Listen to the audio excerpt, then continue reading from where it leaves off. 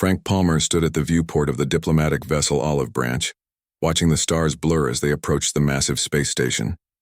His blue uniform was pressed perfectly for this historic moment.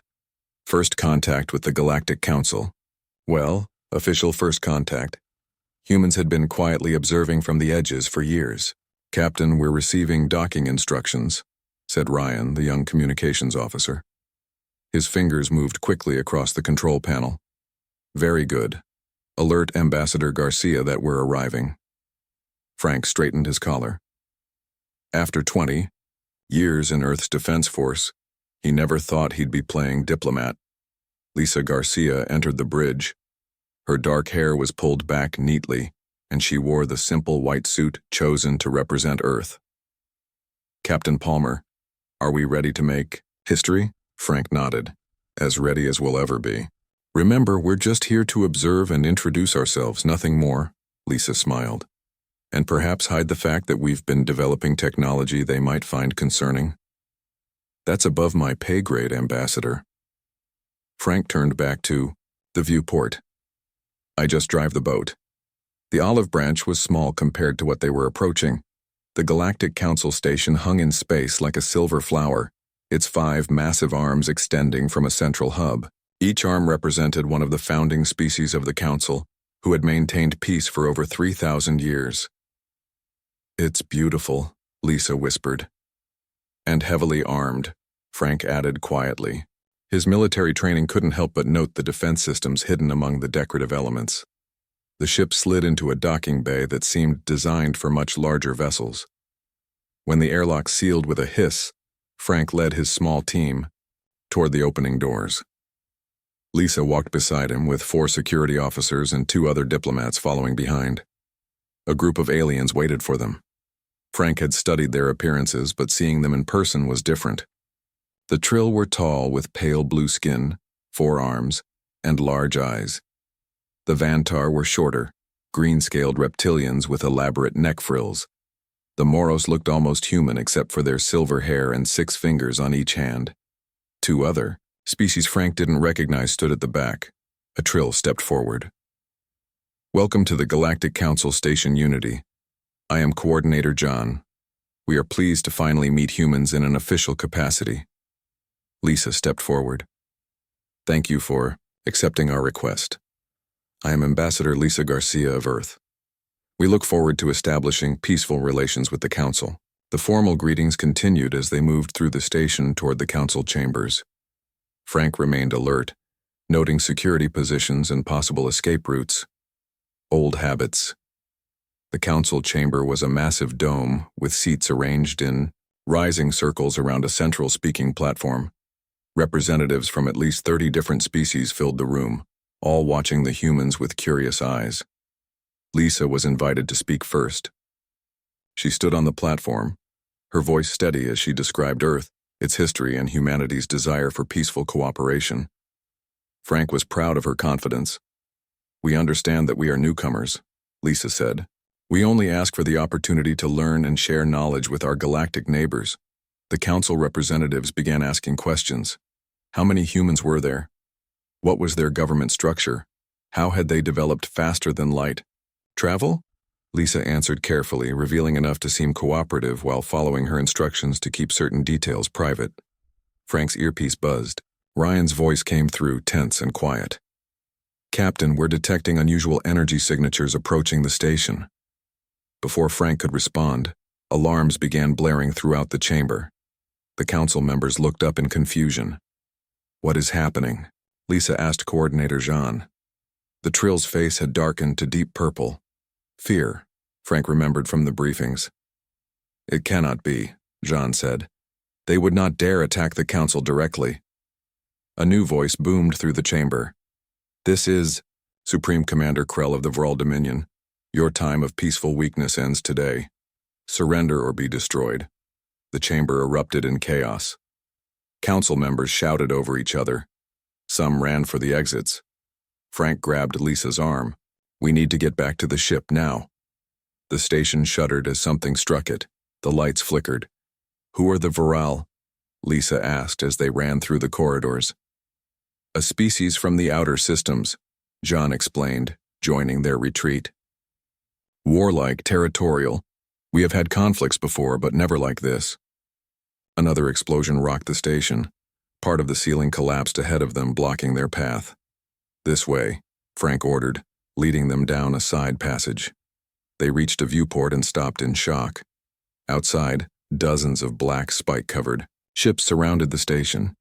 They fired relentlessly, their red energy beams cutting through the station's outer defenses. "My people," John whispered. "There are 10,000 civilians on this station." Frank made a quick decision. "Ambassador, we need to help evacuate as many as we can." Lisa nodded. "Of course." They diverted to the nearest evacuation area.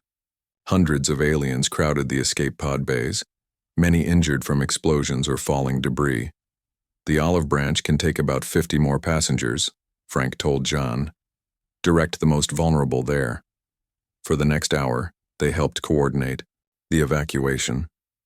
Council ships arrived to assist, but many were destroyed by the Vral forces before they could dock. Frank was helping a young Moros child into an escape pod when a new explosion tore through the wall near them. The force threw him across the room. His head struck metal and the world blurred. When he regained consciousness, Ryan was dragging him toward the Olive Branch. "Ambassador Garcia?" Frank asked, his voice weak. Ryan's face was grim. "She went back. For some trapped council members, we lost contact. We need to find her. Captain, the station is breaking apart. We have 43 refugees on board. If we don't leave now, no one survives." Another explosion emphasized his point. The dock around them groaned as metal twisted. Frank made the hardest decision of his career. "Get us out of here. Now." From the bridge of the Olive Branch, Frank watched the beautiful station break apart under the Vral assault. His head was bandaged, but the pain was nothing compared to the knowledge that he'd left Lisa behind. "Any communication from other evacuation vessels?" he asked. "Scattered reports," Ryan said. "Most got away, but the Viral are pursuing some." Vantar counselor stood beside Frank. "They took prisoners. Your ambassador may still live." "Why? Why attack now like this?" The Vantar's frill darkened. "The Vral have always believed the council was weak. Perhaps they finally decided to prove." Frank stared at the destruction. The Viral ships were moving on, chasing fleeing vessels. One lesson from military history was clear. This was just the beginning. "Set course for Earth," he ordered. "Maximum speed. We need to warn them." As the Olive Branch accelerated away, Frank knew the peaceful first contact they had planned had turned into something else entirely. War had come to the galaxy, and humanity was now part of it. And somewhere out there, Lisa Garcia was a prisoner of an enemy they barely understood. Earth needed to prepare, and Frank needed to find a way to bring Lisa home. 6 months had passed since the attack on the Galactic Council station. 6 months of war spreading across the stars. 6 months of defeat after defeat for the Council species who had known peace for thousands of years. They were not ready for. The Viral John Becker stood in the massive underground hangar, looking up at humanity's answer to the threat.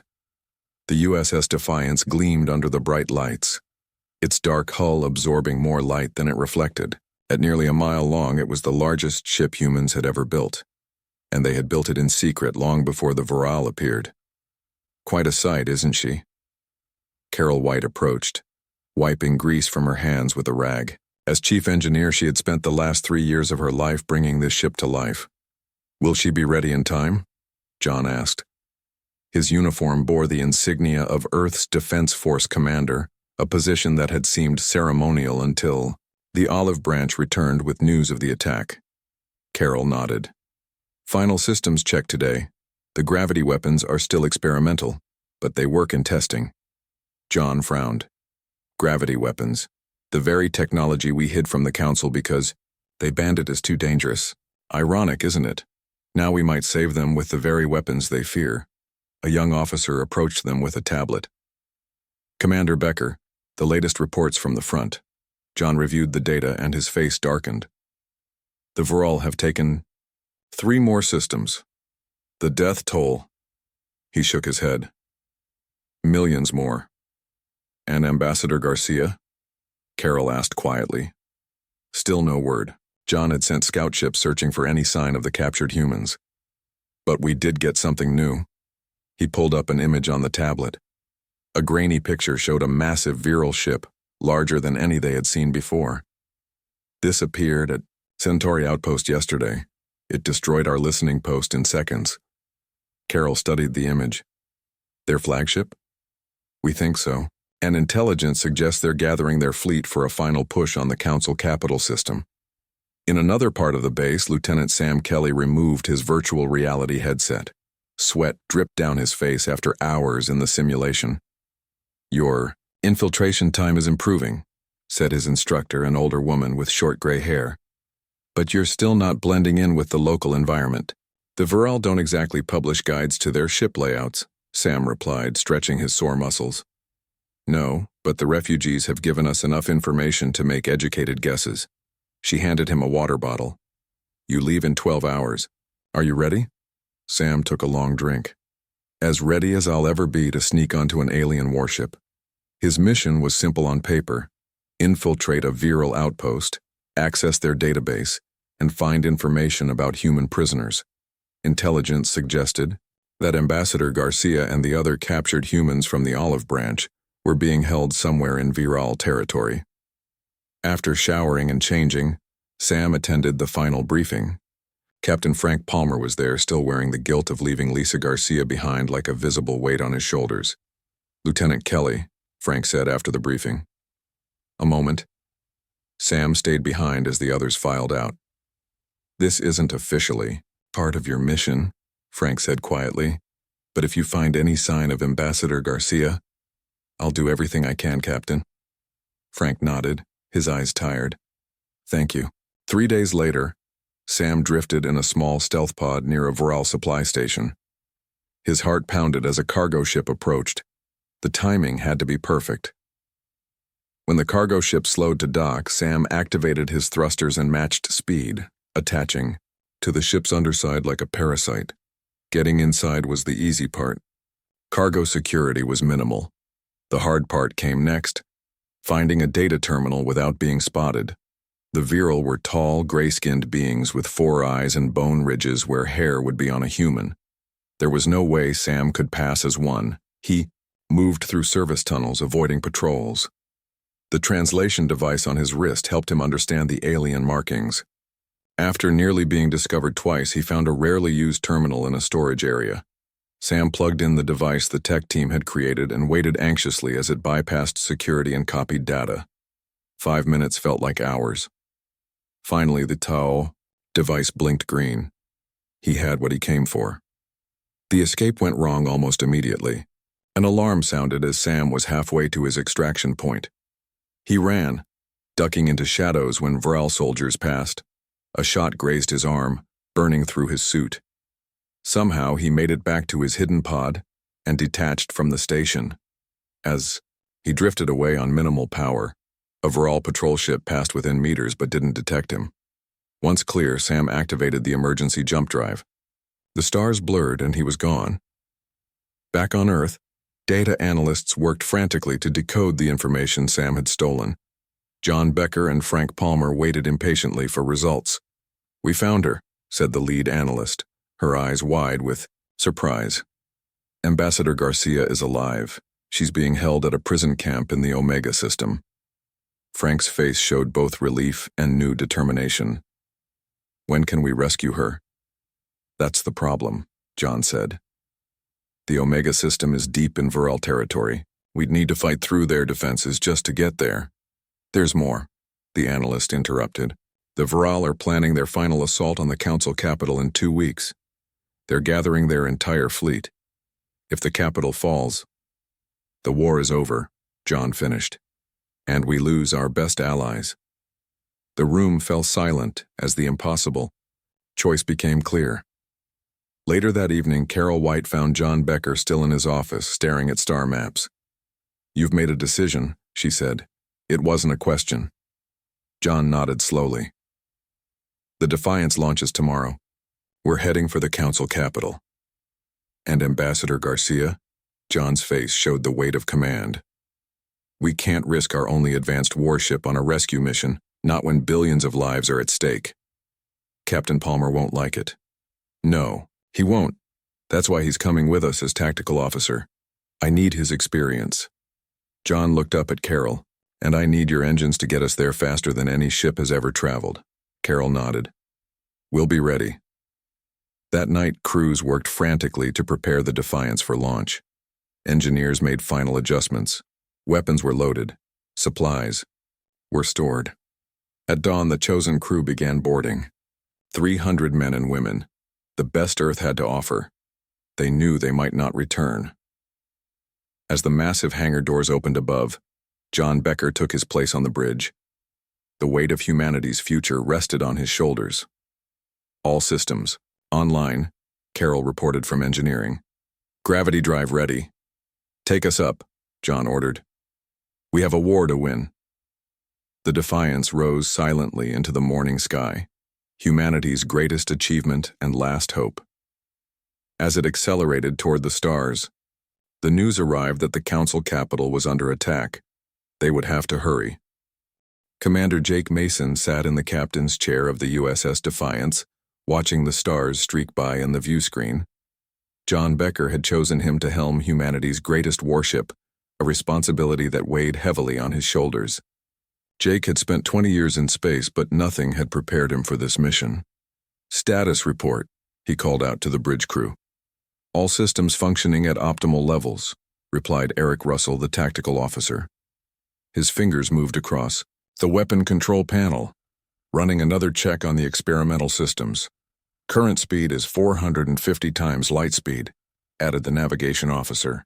Estimated arrival at the Council capital in 18 hours. Jake nodded. That wasn't fast enough. Every report indicated the Vril were overwhelming the capital's defenses. Engineering, this is the bridge. We need more speed.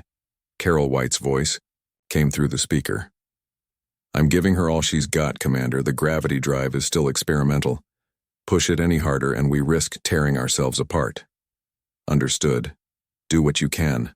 Jake stood and approached the central holographic display showing the battle at their destination. The Council capital was a system with 3 inhabited planets, home to over 15 billion beings. The Vril fleet surrounded all 3 worlds, methodically destroying orbital defenses. Frank Palmer joined him at the display. The former captain of the Olive Branch had been quiet since they left Earth, his mind clearly on Ambassador Garcia. Their formation is standard Vril attack pattern, Frank noted, pointing to the enemy ships. They're thorough, systematic. Any weaknesses? Frank shook his head. They don't leave many. That's why the Council species have been losing. Jake placed a hand on Frank's shoulder. We'll find a way to beat them, and then we'll find Lisa. Below decks, Dr. Alice Powell studied the limited data they had on Vril biology. As the ship's xenobiologist, she was trying to understand their physiology for any potential weakness. The Vril had 4 eyes, enhanced hearing, and skin that could withstand extreme radiation. What they didn't have, according to her analysis, was much experience with gravitational changes.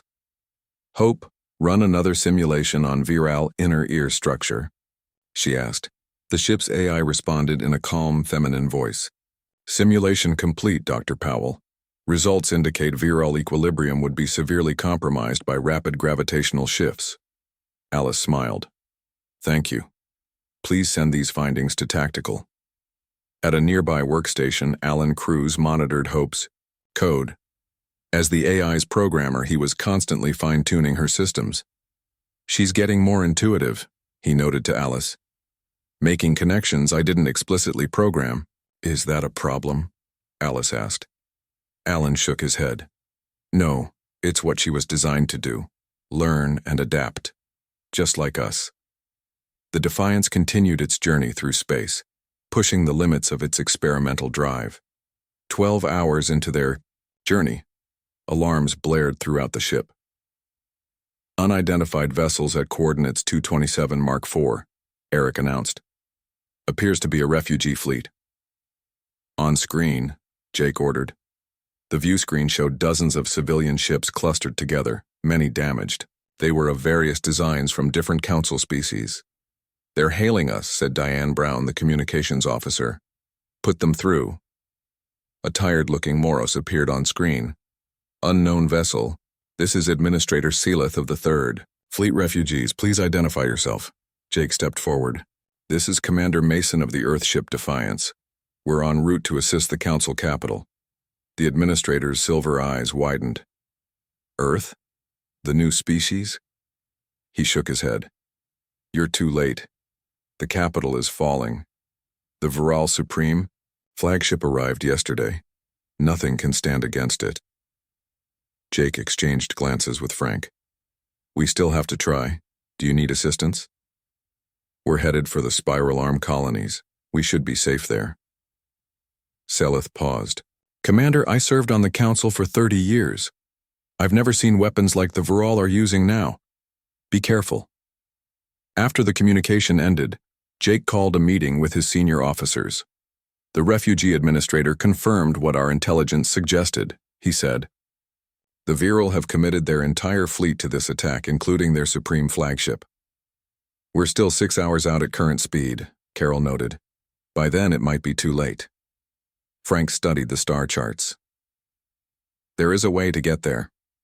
Faster. The Crimson Nebula." The room fell silent. The Crimson Nebula was a dangerous region of space that ships avoided. Strange energy patterns and gravitational anomalies made it unpredictable. "The nebula would cut our travel time in half," Jake said slowly. "But it's incredibly dangerous," Carol protested. "The energy storms could tear us apart." "Hope," Jake called out.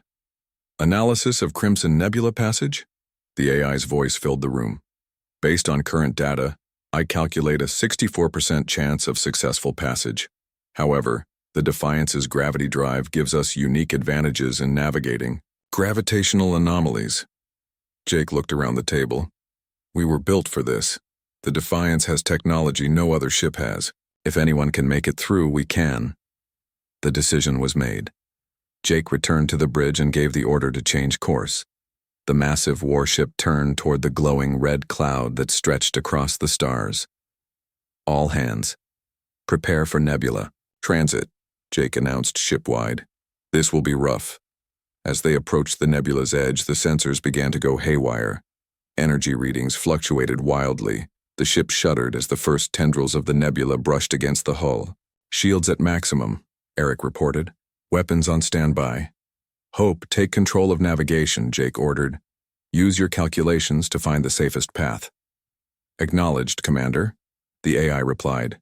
"Beginning nebula transit." The Defiance plunged into the crimson clouds. Outside, space itself seemed to warp and twist. Inside, the crew held on as the ship rocked violently. In engineering, Carol and her team fought to keep the gravity drive stable as energy surges threatened to overload it.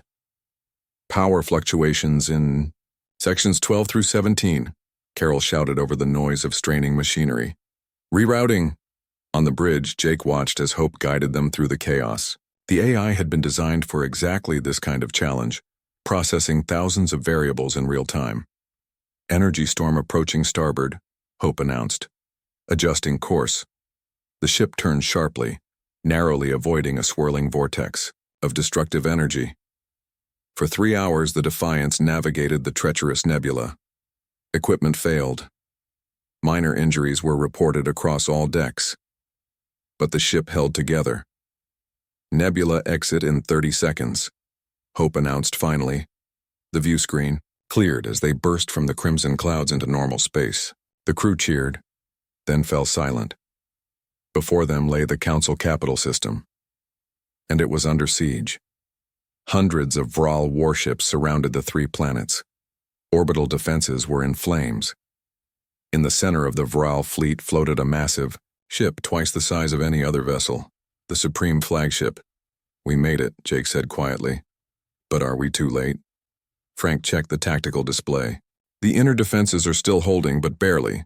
The main Council fleet is trapped in the outer system." Jake stood, his face set with determination. "Then we still have a chance." He turned to Diane. "Open a channel to all Council forces."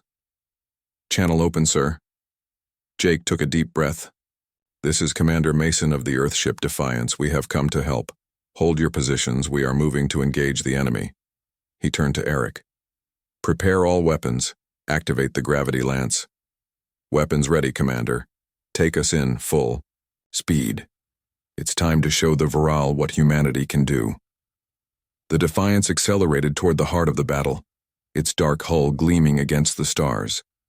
The moment humanity had prepared for had arrived. The USS Defiance burst from jump space directly into chaos. Explosions lit up the darkness around them. Debris from destroyed ships drifted in all directions. The 3 planets of the Council capital system glowed blue-green in the distance, partially obscured by the massive Viral fleet surrounding them. Full stop, Commander Jake Mason ordered. Let's get our bearings before we rush in. The massive human warship hung in space, observing the battle. Its dark hull with pulsing blue, energy lines along its sides made it unlike anything seen in this part of the galaxy before. For a brief moment, the battle seemed to pause. Both Viral ships and the remaining Council defenders hesitated, their sensors detecting the unknown vessel that had appeared so suddenly. They've noticed us, Eric Russell said from Tactical. His hands hovered over the weapons controls. The Viral fleet is changing formation, Frank Palmer reported, studying the tactical display. They're trying to figure out what we are. Good, Jake said. Let them wonder. He turned to Communications Officer Diane Brown. Send our message on all frequencies. Diane nodded and pressed several buttons on her console. Her voice was steady despite the tension on the bridge. Broadcasting now. Jake stood tall as he spoke. This is Commander Jake Mason of the Earthship Defiance. We are humanity. We have come to help the Galactic Council. All Viral forces must withdraw immediately or face the consequences. The message echoed across space. For a few seconds there was no response. Then the view screen flickered and a Viral commander appeared. His gray skin was marked with red symbols of rank. All 4 of his eyes focused on Jake. Unknown vessel, the Viral commander said, his voice translated by the ship's computer. This conflict does not concern your species. Leave now or be destroyed with the rest of these weaklings. Jake kept his face neutral. I'm afraid we can't do that. This is your final warning. The Viral commander made a gesture that might have been laughter. Your arrogance is amusing. 1 ship against our armada? Watch as I demonstrate what happens to those who defy the Viral dominion. The view screen returned to the space battle. 3. Viral destroyers broke formation and accelerated toward the Defiance. They're powering weapons, Eric warned. Shields at maximum, Jake ordered, but don't return fire yet. Frank looked at him with surprise. Commander? Let them fire first, Jake said quietly. Let them see. The Viral ships opened fire. Red energy. Beams lanced across space and struck the Defiance's shields. The human crew tensed, waiting for the impact. There was none. The shields glowed briefly but held firm. The Viral weapons, which had torn through Council defenses with ease, couldn't penetrate the experimental shield technology developed in secret by humanity. Shields holding at 98%, Eric reported, unable to hide his smile. Their weapons are ineffective. The Viral ships fired again with the same result. Around the bridge, the crew exchanged looks of cautious hope. Now they know our defenses, Jake said. Time to show them our offense. Eric, prepare the gravity lance. Eric's fingers danced across his console. Gravity lance charging. Target locked. On the lead Viral destroyer. Deep within the Defiance, massive power conduits hummed as energy flowed to the ship's main weapon. The gravity lance was based on principles the Council had deemed too dangerous to explore. The controlled manipulation of gravitational fields. Gravity lance at full charge, Eric announced. Jake took a deep breath. This was the moment of truth. Fire. A pulse of invisible energy shot from the front of the Defiance. For a moment, nothing seemed to happen. Then space itself appeared to bend around the lead Viral destroyer. The ship contorted as gravitational forces thousands of times normal pulled it in multiple directions simultaneously. Metal screamed and tore.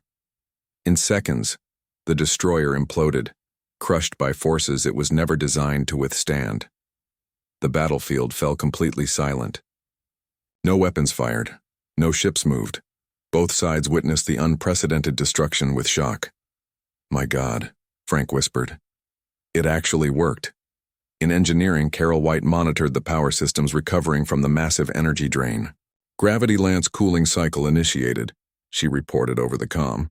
"We can fire again in 3 minutes." The remaining Viral ships that had approached them quickly retreated to rejoin their fleet. Jake knew the reprieve wouldn't last long. "Status of Council forces?" he asked. Diane listened to incoming transmissions. "They're regrouping. Their admiral is requesting direct communication." "Put them through." A Trill admiral appeared on screen. Unlike Coordinator John from 6 months ago, this Trill's skin was dark blue with battle scars visible on his face. "Earth vessel, this is Admiral Krell of the Council Defense Force. Your arrival is unexpected." "Admiral, we're here to help turn the tide of this battle," Jake said. "What's your situation?" "Critical. We've lost 60% of our fleet. Planetary shields are failing on 2 worlds. The Viral Supreme flagship is preparing to lead the final assault." As if on cue, the massive Viral flagship began to move. It was easily twice the size of the Defiance, bristling with weapons. Dozens of support vessels moved with it in tight formation. "They're not retreating," Eric noted. "They're regrouping for a mass attack." Jake studied the tactical display. "Admiral Krell, can your remaining ships form a defensive line here?" He transmitted coordinates. The Trill looked skeptical but nodded. "We will try, but I must warn you, the Viral flagship has weapons we've never seen before. Nothing has survived direct confrontation with it." "We'll handle the flagship," Jake said with more confidence than he felt. "Just keep their support ships busy." After the transmission ended, Jake turned to his crew. "All hands, battle stations, this is what we came for." Throughout the massive ship, crew members prepared for the fight of their lives. In sickbay, medical teams readied for casualties. In engineering, Carol pushed the engines and shield generators to their limits. "The Viral fleet is advancing," Frank reported. "Multiple attack vectors." "Hope," Jake called to the ship's AI. "Analysis of optimal positioning to engage the flagship?" The AI's calm voice replied, "Based on observed Viral tactics and our weapons capabilities, I recommend positioning at coordinates 227 Mark 83. This will maximize our firing angle while minimizing exposure to their support vessels." "Take us there," Jake ordered. "Full speed." The Defiance surged forward, its engines glowing blue against the darkness of space. The remaining Council ships moved to form the defensive line Jake had suggested. "Commander," Diane said urgently, "I'm detecting a transmission from the Viral flagship. It's directed at their entire fleet." "Let's hear it." The harsh voice of the Viral Supreme Commander filled the bridge. "All forces, destroy the Earthship at any cost. Its destruction takes priority over all other targets. For the glory of the Dominion." Jake's expression hardened. "Well, we certainly got their attention. Multiple Viral vessels on intercept course," Eric warned. "They're concentrating their fire on us." "Evasive maneuvers," Jake ordered. "Prepare for impact." The Defiance shuddered as the first volley struck its shields.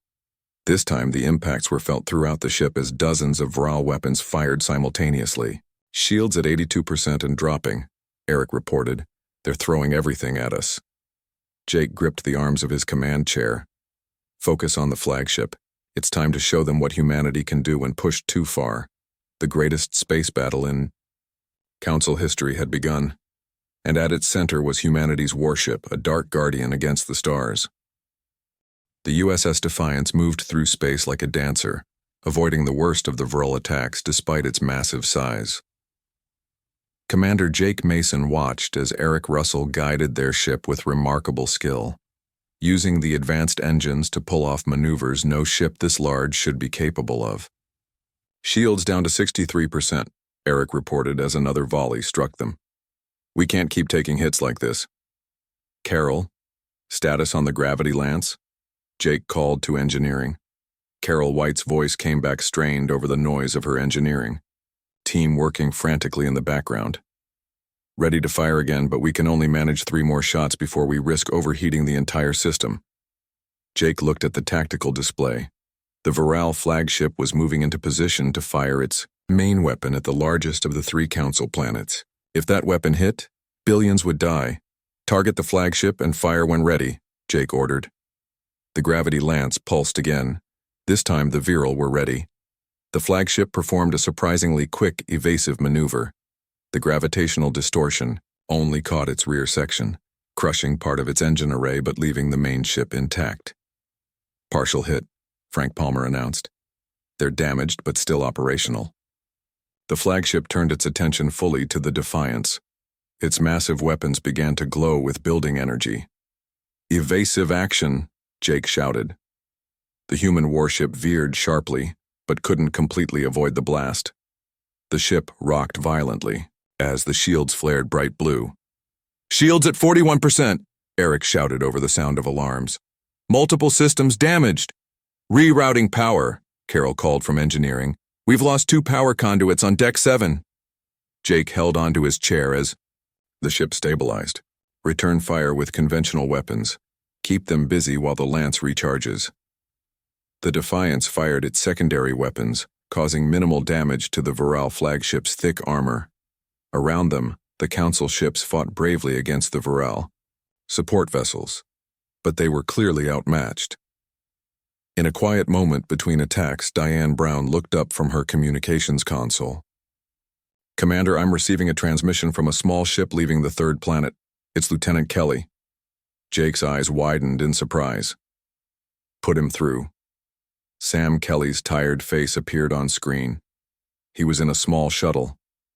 "Commander, Hope, I'm not too late to join the party." "Kelly, what are you doing here? You were supposed to be searching for Ambassador Garcia." Sam smiled. "Found her. She's with me now, along with 12 other human prisoners. We escaped during the confusion of your arrival." The camera shifted to show Lisa Garcia looking thin and tired but very much alive. "Commander Mason," she said, "glad to see Earth decided to join the fight." Frank Palmer moved closer to the screen, his face showing a mix of relief and joy at seeing Lisa alive. "Ambassador," Lisa nodded to him with a small smile.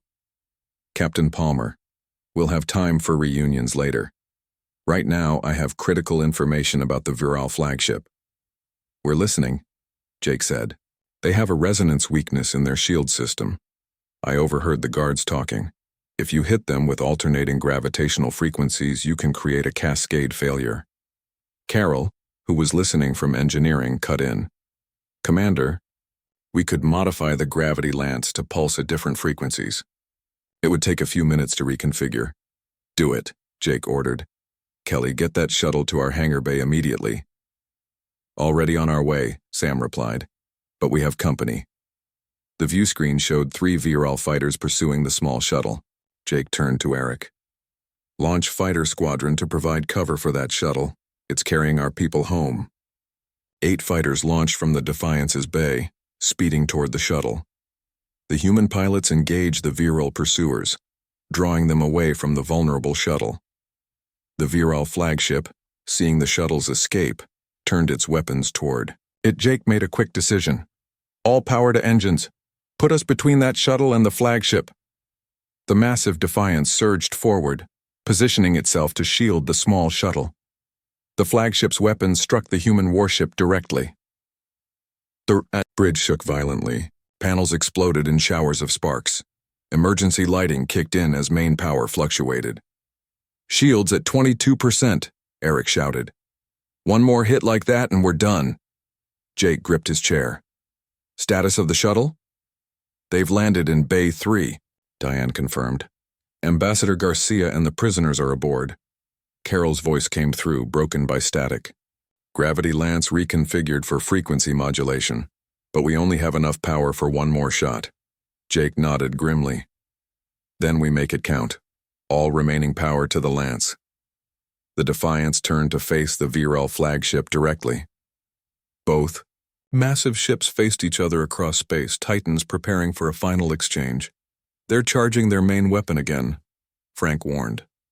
"So are we," Jake replied. "Fire the moment we're ready. Don't wait for my order." Seconds ticked by as Both ships gathered energy for their attacks. Throughout the Defiance, crew members braced themselves, knowing everything depended on who fired first. "Gravity lance ready," Carroll shouted. The weapon fired immediately. A pulsing wave of gravitational distortion shot toward the Viral flagship. This time the effect was different. Instead of crushing the ship, the varying frequencies created rippling distortions across its shields. The shield system flickered, trying to compensate for the changing gravitational forces. Then, just as Lisa had predicted, the entire system collapsed. With the flagship's shields down, the gravitational wave hit the ship directly. The massive vessel twisted as sections were pulled in different directions by impossible forces. The Viral weapon, still charging, suddenly exploded as its containment field failed. A blinding flash lit up space. When it cleared, the Viral flagship was breaking apart, its back broken by the combined effects of the gravity lance and its own weapon's detonation. A cheer erupted on the bridge of the Defiance, but Jake knew they weren't safe yet. "Shields critical," Eric reported. "Weapons offline, engines at 40%. "The Vrel fleet is still out there," Frank added. But something unexpected was happening. As the flagship disintegrated, the remaining Vrel ships seemed to hesitate. Some began to retreat. "They're breaking formation," Frank said in disbelief. "Without their supreme command ship, their coordination is falling apart." The council ships, seeing the Viral falter, pressed their advantage. Admiral Krell's voice came through the comm. "Earth vessel, we're moving to engage the scattered enemy forces. Your actions have given us an opening we never expected." Jake watched as the tide of battle turned. The Vral, so confident in their superior technology and tactics, found themselves outmaneuvered by the suddenly rejuvenated council fleet. Hours later, the battle was over. The remaining Viral ships had either been destroyed or had fled the system. The Defiance, heavily damaged but intact, orbited the main council world alongside the surviving Allied vessels. Jake stood in the ship's conference room with Lisa Garcia, Frank Palmer, and Admiral Krell. The Trill Admiral's blue skin had lightened with what Jake now knew was an expression of respect. "The Council owes humanity a debt we can never repay," Krell said formally. "Without your intervention, our civilization would have fallen today." Lisa stepped forward. "The Viral will return. What I learned during my captivity suggests this was only their first major offensive." Jake nodded. "Then we face them together. Earth stands with the Council." Admiral Krell raised a hand in a formal gesture. "Today marks a new chapter in galactic history. The Viral thought us weak because we valued peace. Today they learned that peace does not mean inability to fight when necessary."